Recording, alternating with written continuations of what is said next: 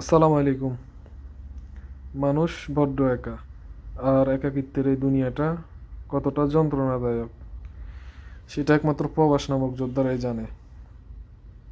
দুনিয়াতে আপনার কেউ আপন না, কেউ না। মা বাবা বলেন, ভাই বোন, আত্মীয় স্বজন, কেউ না, কেউ আপন না। একমাত্র আল্লাহ ছাড়া।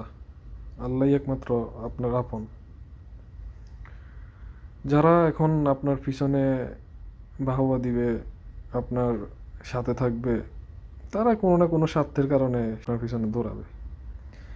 বাস্তবতা দিয়ে একটু বিচার করে দেখেন, হাড়ে হাড়ে টের পাইবেন। সত্যি বলতে কেউই আপন না। মা বাবার উসিলায় আপনি দুনিয়াতে আসছেন ঠিকই, কিন্তু তারাও আপনার আপন না।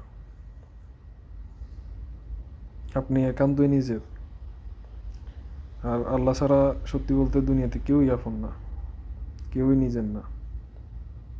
স্ত্রী সন্তান কেউ না।